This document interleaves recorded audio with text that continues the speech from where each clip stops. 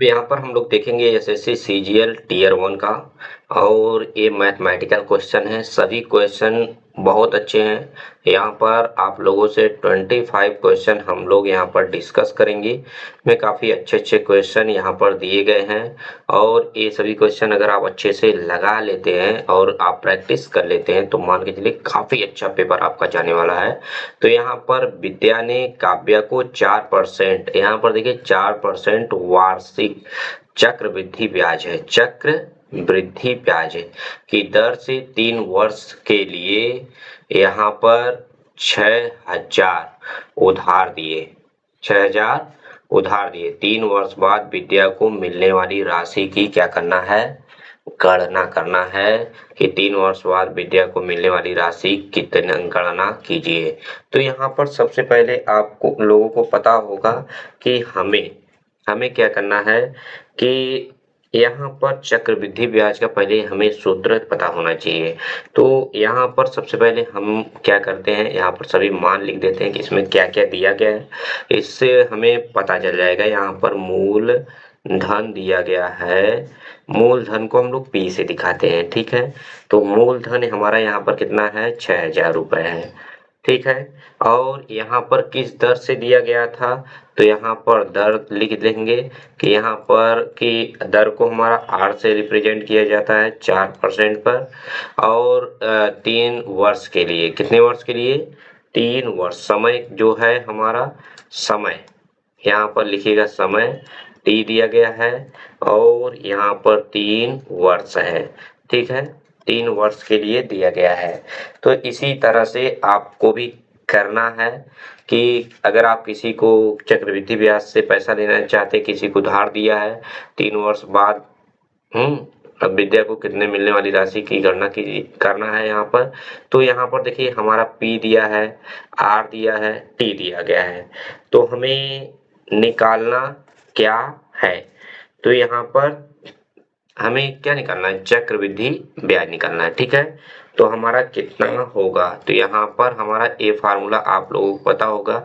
ए बराबर क्या होता है, ए बराबर पी, यहाँ पर हो जाएगा 1 प्लस यहाँ पर आर बाई 100 और यहाँ पर पावर में टी। टी जो होता है समय होता है और ए यहाँ पर कितना मूलधन है हमारा, 6,000 रुपए, यहाँ पर 6,000 रखेंगे और यहाँ पर 1 प्लस कितना वर्ष है, 3 वर्ष है, नहीं यहाँ पर देखिए 4 वर्ष, सॉरी दर कितना है, आर मतलब दर है, तो यहाँ पर 4/100 और यहाँ पर कितना है टी 3, तो यहाँ पर 3 कर देंगे, ठीक है। तो यहाँ पर इसे हल करेंगे अब हम लोग, तो यहाँ पर आ जाएगा हल करने पर 6,000 और यहाँ पर 104/100 कितना आ जाएगा, 104/100 आएगा का होल क्यूब। अब यहाँ पर ए बराबर क्या आ जाएगा, ए बराबर यहाँ पर 6,000 और यहाँ पर आ जाएगा, अगर काटेंगे 2 से तो यहाँ पर 4 से भी काट सकते हैं क्योंकि यहाँ पर 4 है, तो 4 दूना 8 और यहाँ पर 2 बचेगा, 4 छंग 24 और ये तो 25 चौका 100 होता ही है। तो यहाँ पर आप लोगों को पता है 26/25, ठीक है। तो यहाँ पर क्या है, इसका होल क्यूब है। तो यहाँ पर होल क्यूब कितना हो जाएगा, यहाँ पर जब आप 26 का होल क्यूब करेंगे तो मतलब यहाँ पर 26 का कितनी बार मल्टीप्लाई करेंगे, 26 गुणे 26 गुणे 26 क्या आएगा, तो यहाँ पर आपका आ जाएगा जब मल्टीप्लाई करेंगे 17,576, ठीक है। अब यहाँ पर वही 25 गुणे 25 करेंगे तो कितना आएगा आपका, तो यहाँ पर आ जाएगा 15,625, इतना आ जाएगा। तो यहाँ पर यही रखना है 17,576/156 और यहाँ पर 25, ठीक है। तो यहाँ पर हमारा भाग देने पर यहाँ पर देखिए 15 है और यहाँ पर 17 है, यहाँ पर ये देखिएगा, यहाँ पर 15 है और यहाँ पर 15 है, यहाँ पर 17 है, तो कितनी बार भाग जाएगा, मैक्सिमम हमें लगता है कि यहाँ पर समथिंग 0 पॉइंट एक बार जाएगा, 1 पॉइंट समथिंग जाएगा, ठीक है। 1 पॉइंट क्या जाएगा, समथिंग यहाँ पर जाने वाला है। तो यहाँ पर देखेंगे कि हमारा कितना भाग जाएगा, तो यहाँ पर भाग देने पर 1.12, यहाँ पर इस तरह से आप लोगों को नहीं आ रहा है, तो 15, यहाँ पर 625, ठीक है, यहाँ पर 17, 576 बटे 15, 625, ठीक है। यहाँ पर 1 आ गया, यहाँ पर 5 आ गया, यहाँ पर 15, 9 आ गया, और यहाँ पर 6 है तो 1 आ गया। यहाँ पर क्या हुआ कि एक बार गया, दशमलव बढ़ गया, फिर से यहाँ पर 1 0 बढ़ गया। 15 दूना देखो 30 होता है, फिर से एक बार में जाएगा, तो यहाँ पर हो जाएगा 15, 625, ठीक है। यहाँ पर एक हासिल दिया गया, यहाँ पर आया 5, यहाँ पर देखिए, यहाँ पर एक हासिल फिर से दिया गया, यहाँ हो गया 10, यहाँ से 8 हुआ। अब यहाँ पर एक हासिल दिया गया 14, 14 में से 6 गया, 8 6 14, और यहाँ पर 7 बचा 2। अब यहाँ पर एक 0 और बढ़ गया, और यहाँ पर देखिए 28, ठीक है। तो यहाँ पर इस तरह से यहाँ पर क्या होगा, मल्टीप्लाई करते जाएंगे, ठीक है। यहाँ पर कितना होगा 8, यहाँ पर सॉरी, यहाँ पर 3 आएगा, तो यहाँ पर 38 है, तो यहाँ पर देखिए 2 बार जा सकता है क्योंकि यहाँ पर इतना है। तो यहाँ पर इतने से ही आप मल्टीप्लाई करके देखेंगे तो आपका आंसर कुछ 6 7 यहाँ पर 49 के करीब आएगा, ठीक है। तो यहाँ पर 6 7 49 के क्या होगा, करीब आ जाएगा। तो यहाँ पर 6 7 49, 6 7 क्या आएगा, 49 के करीब आ जाएगा। तो हमारा जो आंसर होगा ए वाला सही हो जाएगा, ठीक है। तो यहाँ पर 6949 पहला क्वेश्चन का ए वाला। आपको देखिए फार्मूला याद होना चाहिए, अगर आप फार्मूला नहीं याद करेंगे तो आप सवाल ही नहीं लगा पाएंगे, ठीक है। तो यहाँ पर फार्मूला आपको काफ़ी अच्छे तरीके से याद होना चाहिए, क्योंकि जितना ही अच्छे से आप फार्मूला याद रहेगा उतने अच्छे वे में आप लगा सकते हैं, ठीक है। तो अब यहाँ पर हम लोग चलेंगे आगे की तरफ, नेक्स्ट क्वेश्चन की तरफ। अब यहाँ पर पूछा जा रहा है कि पूर्ण संख्याओं के लिए निम्नलिखित में से कौन सा कथन सत्य है। अब देखिए पूर्ण संख्या क्या होता है।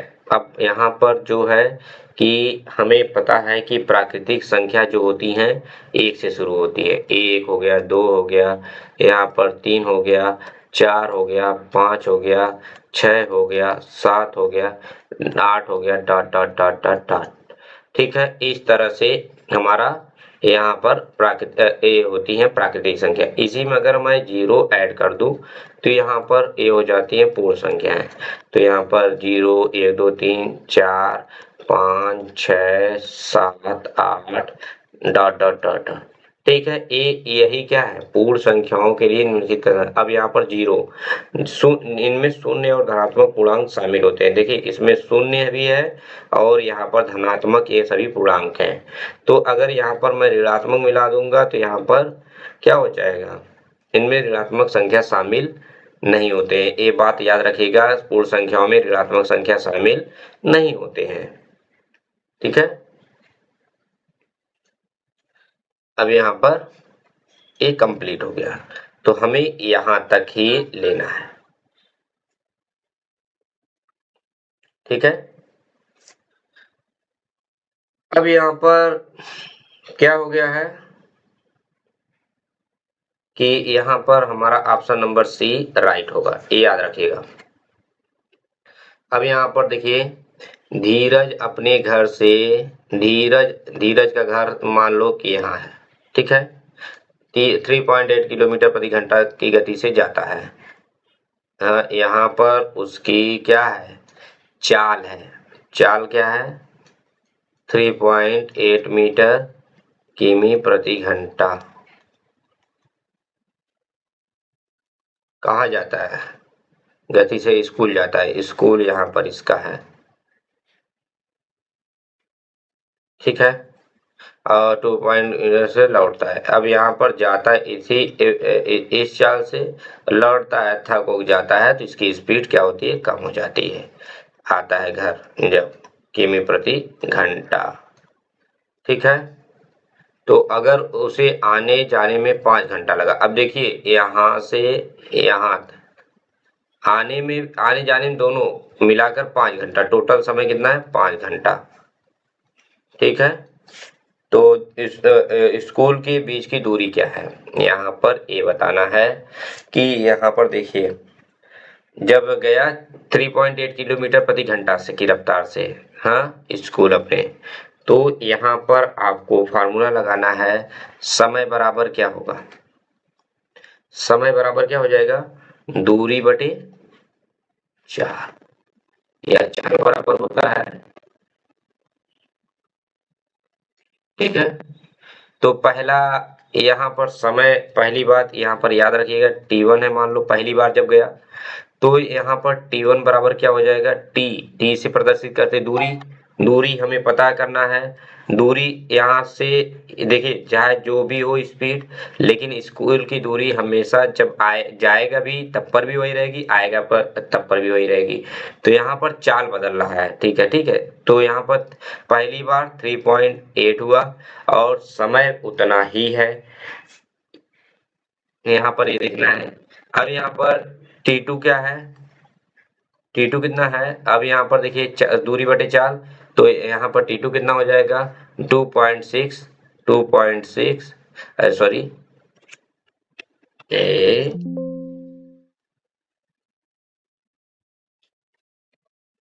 अब यहाँ पर देखिए T/2.6। अब यहाँ पर हम जान रहे हैं कि T1 और T2, T1 प्लस T2 बराबर कितना है, टोटल समय 5 है।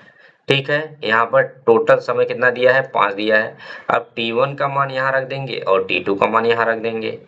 ठीक है, यहाँ पर दोनों का मान रख देंगे, तो यहाँ पर T1 का मान कितना है, D/3.8 है, प्लस D/ और 2.6 है। किसी के मन में कोई भी कंफ्यूजन नहीं रहना चाहिए, आने जाने में टोटल समय गया भी आया भी 5 घंटे के अंदर चला गया, 5 घंटा उतने में आ गया।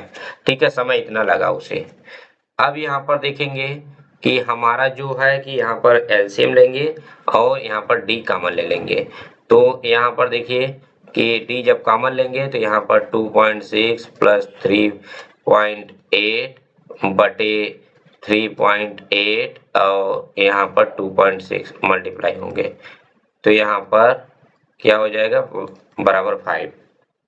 ठीक है, तो यहाँ पर d बराबर क्या हो जाएगा, अब यहाँ पर 8 से 14, 3 2 5 और यहाँ पर पॉइंट लगा दो 4, 6.4 और बटे 9 पॉइंट यहाँ पर हो जाएगा 88 बराबर 5।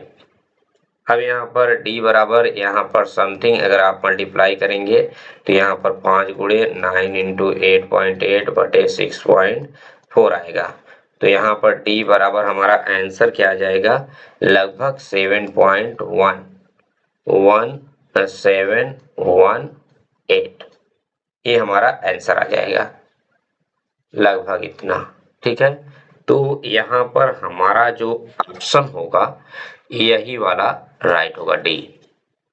क्वेश्चन नंबर डी यहाँ पर क्या हो जाएगा, राइट हो जाएगा। तो यहाँ पर याद रखिएगा दूरी और चाल वाले सवाल बहुत ज्यादा एसएससी जीडी, एसएससी सीजीएल ऐसे सवाल बहुत ज्यादा पूछे जाते हैं, तो ऐसे सवाल को इग्नोर मत करिएगा, ऐसे सवाल को काफी अच्छे से लगाइएगा। कभी आपको शॉर्टकट ट्रिक से अगर लगाना होगा तो आपको सिर्फ क्या करना है, यहाँ पर देखिए डी बराबर यहाँ पर क्या हो जाएगा, S1 गुणे S2 बटे और यहाँ पर हो जाएगा S1 प्लस S2 और यहाँ पर T टोटल समय, T मतलब टोटल, टोटल टाइम। ठीक है, टोटल टाइम यहाँ पर वो कर दीजिएगा, यहाँ पर डिस्टेंस आपका आ जाएगा। ये क्या है, S1 क्या है, स्पीड है, S1 मतलब स्पीड, पहले का स्पीड फिर दूसरे का स्पीड, दोनों के स्पीड का योग और यहाँ पर टोटल। ठीक है, तो इस फार्मूले को अगर आप लगा देते हैं तो यहाँ पर तुरंत आपका आंसर मिल जाएगा। अब यहाँ पर आगे की तरफ हम लोग पढ़ेंगे और देखेंगे कि एक गोलाकार खोखले पात्र को, अब यहाँ पर देखिए प्यारे बच्चों, एक गोलाकार खोखले पात्र को बाहरी व्यास, अब यहाँ पर देखिए एक गोला है और खोखला इसकी मोटाई 1 सेंटीमीटर है, तो खोखले पदार्थ का आयतन क्या है? ये क्वेश्चन बहुत सरल है, लेकिन लोगों के दिमाग में बहुत ज्यादा कंफ्यूजन क्रिएट कर सकता है। ठीक है, तो यहाँ पर हम लोग देखेंगे कि जिससे कि यहाँ पर क्या होगा। अब यहाँ पर देखिए क्या है, एक गोलाकार खोखला यहाँ पर पात्र है। मान लेते हैं कि एक खोखला गोला है, खोखला गोला है। पात्र का बाहरी व्यास इसको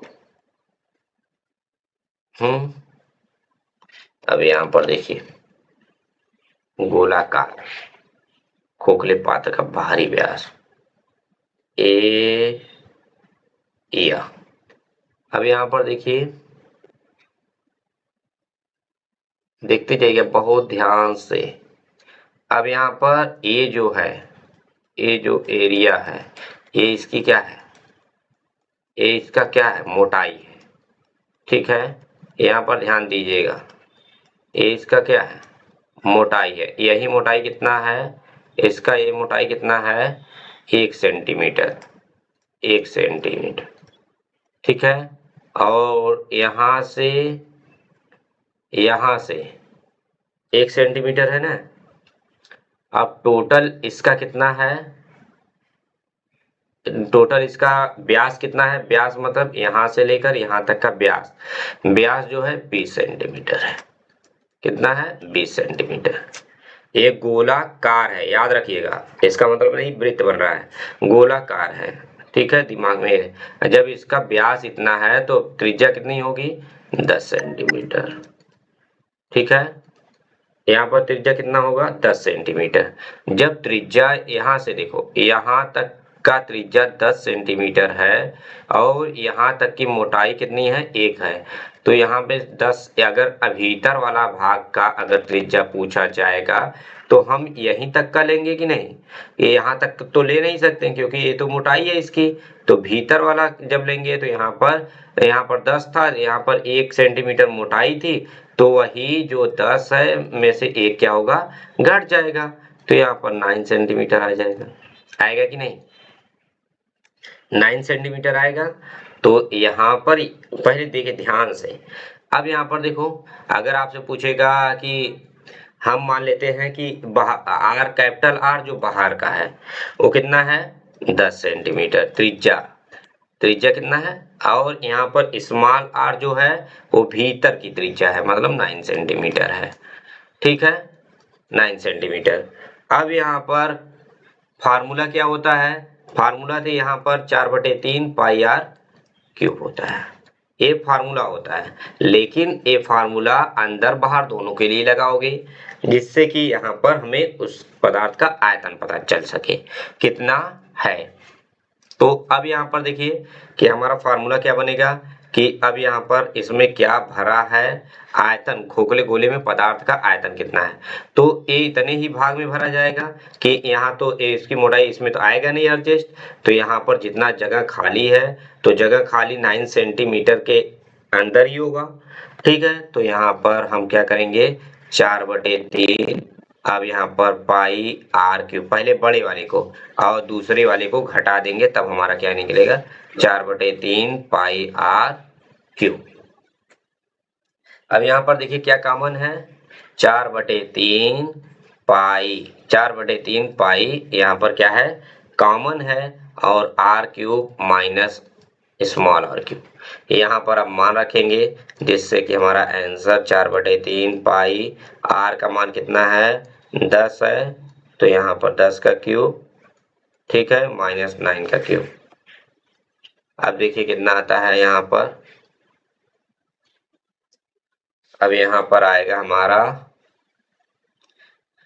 v बराबर आ जाएगा हमारा, यहाँ पर v बराबर 4/3 और 4/3 गुणे यहाँ पर आ जाएगा 3.14, और यहाँ पर हम करेंगे 10 का क्यूब जब करेंगे तो 1000 आएगा, और यहाँ पर 9 का क्यूब करेंगे 729 आएगा।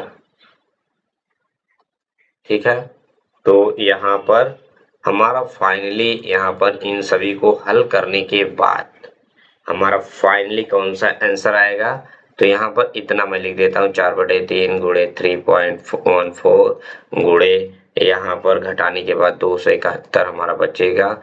तो यहाँ पर इसको मल्टीप्लाई करने के बाद हमारा लगभग 11.7 ठीक है, 1134.7 सेमी क्यूब, इतना हमारा आंसर आएगा। ये जाकर हमारा क्या होगा, फाइनल आंसर होगा। तो इस तरह से आपको कौन सा क्वेश्चन यहाँ पर इसका आंसर कौन सा राइट है, तो यहाँ पर देखिए ए वाला फार्मूला याद रहेगा, बहुत तेजी से लगाओगे, काफी अच्छे तरीके से आप कर सकते हो। तो यहाँ पर आप लोग काफी अच्छे तरीके से ध्यान दीजिएगा। किसी भी क्वेश्चन में कोई कंफ्यूजन हो तो यहाँ पर आप लोग कमेंट कर सकते हैं।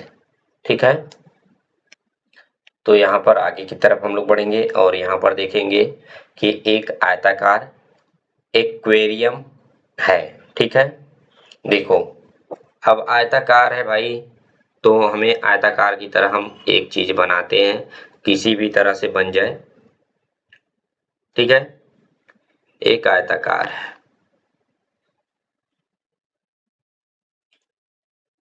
ये देखिए आयताकार है, लेकिन इसमें लंबाई चौड़ाई ऊंचाई तीनों दिया है, इसका मतलब ये कुछ अलग ही लेवल का बंदा है। ठीक है, अब यहाँ पर देखिए आयताकार दिख रहा है कि नहीं,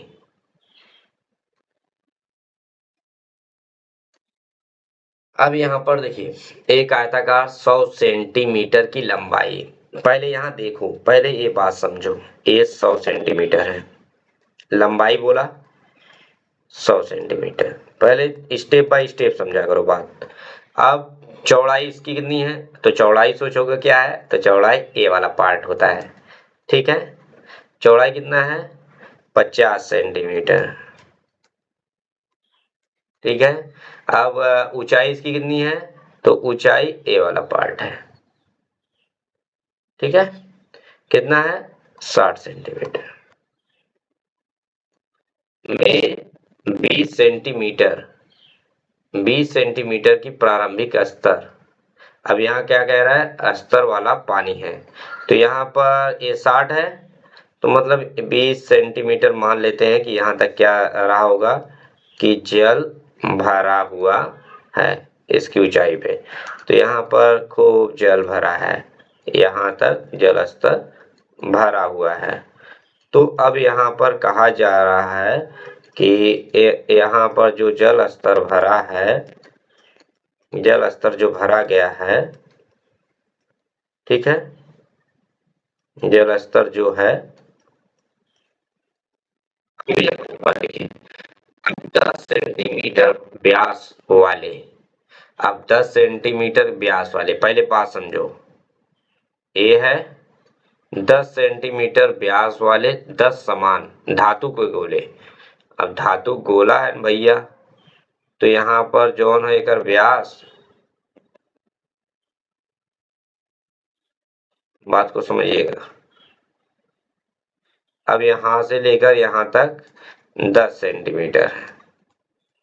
ठीक है, अब धातु के गोले धीरे धीरे इसमें क्या किए जाते हैं, उतारे जाते हैं। एक को उतारा गया तो यहाँ पर ये हुआ, यहाँ पर देखिए गोला यहाँ पर बना, एक उतरा तो यहाँ पर कुछ जल स्तर बढ़ेगा, जल स्तर कुछ तो बढ़ेगा, फिर ऐसे 10 गोले उतारे गए। ठीक है, दूसरा गोला उतरा, तीसरा गोला उतरा, इसी तरह से चौथा गोला उतरा, तो जल स्तर ऊपर की तरफ बढ़ने लगा, यहाँ पर जल स्तर बढ़ने लगा, ऊपर की तरफ भी जल स्तर बढ़ने लगा। जैसे जैसे गोला उतरेगा, यहाँ पर 5वां गोला उतरा, 6वां गोला उतरा, और यहाँ पर 7वां गोला उतरा, और यहाँ पर 8वां गोला उतरा, और यहाँ पर 9वां गोला उतरा। यहाँ पर जल स्तर क्या हुआ, बढ़ने लगा, जल स्तर क्या हुआ, बढ़ने लगा, तो यहाँ पर जैसे जल स्तर यहाँ पर क्या होगा, बढ़ेगा। अब यहाँ पर देखिए 2 2 4 2 6 2 8 1 9, एक यहाँ पर गोला, देखिए सभी गोले एक समान है, ये मत सोचिएगा इमेज में जो दिख रहा है वो अलग है। तो यहाँ पर एक बात समझाने के लिए मैं ऐसा लिख दिया हूँ कि यहाँ पर जब 10 गोले यहाँ पर उतारे गए तो यहाँ पर देखिए पानी पहले यहाँ पर था तो जल स्तर अब यहाँ तक बढ़ चुका है गोले डालने की वजह से। ठीक है, तो यही इसमें जल स्तर कितने वृद्धि हुआ है, कितने प्रतिशत का, तो यहाँ पर ये चीजें आपको बताना है। तो यहाँ पर आपको यहाँ पर क्या है, तो यहाँ पर देखिए कि पहले यहाँ पर क्या होगा कि धातु के गोले का व्यास कितना है, तो यहाँ पर लिखिए, तो यहाँ पर देखिए धातु के गोले का व्यास इतना है तो त्रिज्या कितना होगा, तो यहाँ पर कैपिटल R बराबर, यहाँ पर त्रिज्या कितना होगा, यहाँ से यहाँ तक 5 सेंटीमीटर, आधा हो जाएगा, तो यहाँ पर 5 सेंटीमीटर त्रिज्या हो जाएगा। ठीक है, एक गोले का आयतन पहले हम निकाल लेते हैं कि इसका कितना आयतन रहा होगा, तो एक गोले का आयतन, एक गोले का आयतन यहाँ पर जानते हैं गोले का आयतन 4/3 पाई आर क्यूब होता है, तो 4/3 पाई आर। अब यहाँ पर देखिए, अब यहाँ पर क्या है, पाई है और आर कितना है, 5 है का क्यूब है। यहाँ पर इसे सॉल्व करेंगे तो कितना हमारा आ जाएगा कि यहाँ पर एक गोले का आयतन जो है 500/3, यहाँ पर 500/3 पाई आ जाएगा। ठीक है, 500/3 पाई सेमी क्यूब, यहाँ पर सेमी क्यूब लगा दीजिएगा, सेंटीमीटर क्यूब। ठीक है, अब यहाँ पर 10 गोले का, एक गोले का इतना हुआ तो 10 गोले का कितना होगा, तो 10 गोले का आयतन निकालेंगे, 10 गोले का आयतन। भैया एक गोला था तो ठीक है, एक गोले का पहले निकाल लिया, अब 10 गोला है तो 10 का गुणा कर देंगे और 500/3 पाई कर देंगे, तो यहाँ पर हो जाएगा, हम जान रहे हैं 5000/3 पाई सेमी क्यूब, इसका इतना आयतन हो जाएगा। ठीक है, हमारा यहाँ पर गोले का आयतन निकल चुका है। अगर मैं अब यहाँ पर क्या करूं कि यहाँ पर देखिए गोले का आयतन निकल चुका है, अब यहाँ पर पानी का स्तर कितना था उतना ही आयतन ऊपर की तरफ बढ़ेगा जितना आयतन नीचे गया है गोले का। ठीक है, तो अब यहाँ पर हम लोग लिखेंगे, यहाँ पर क्या करेंगे, 1 सेकेंड के लिए, यहाँ पर जगह थोड़ा कम है। अब यहाँ पर देखिए, अब यहाँ पर क्या है, विस्थापित